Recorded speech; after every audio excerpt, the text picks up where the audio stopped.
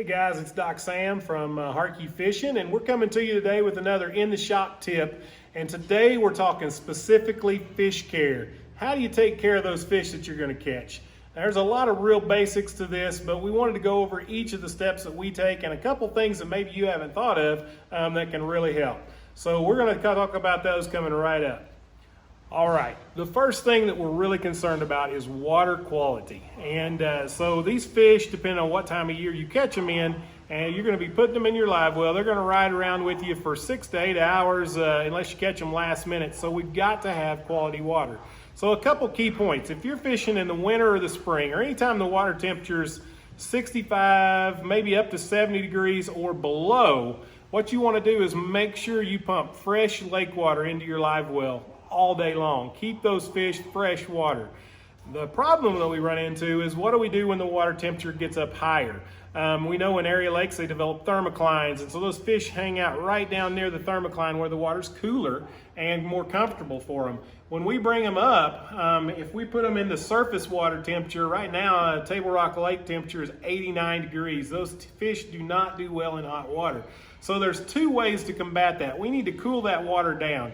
What we've done today is we filled up with well water. We live in the country. We've got ice cold 65-degree well water that keeps those fish real comfortable. Another option you have, maybe you don't have well water, maybe you've got chlorinated city water, you can add ice to the lake water. So you add ice to your 88-degree water until you get that water temperature down there in that 60 to 70-degree range. That's just perfect for those fish. So step one, water quality. Keep that water healthy. All right, the next thing we need to talk about is additives. There are a variety of additives that are out there available for adding to your water to help keep those fish healthy. It helps with their gel coat and just keeps those fish going a little better while they're captive in your live well. So we're going to use some G-Juice here. We've got an off-name brand here. You can find any of these water additives. There's another product called Stay Alive that's a powder.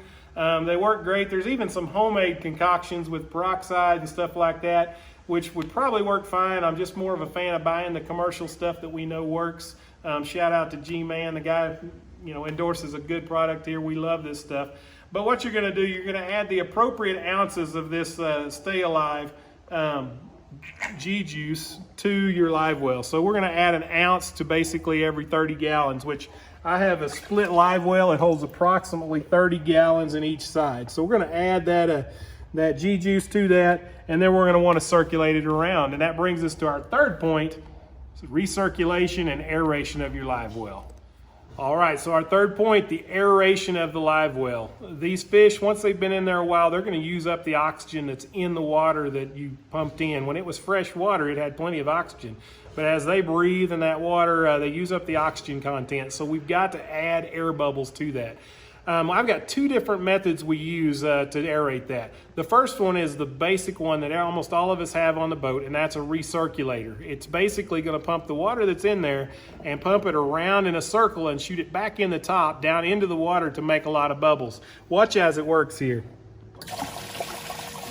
You can see that it's basically aerating that and adding bubbles to that fresh air. Plus it's circulating our G-Juice. So that's step one.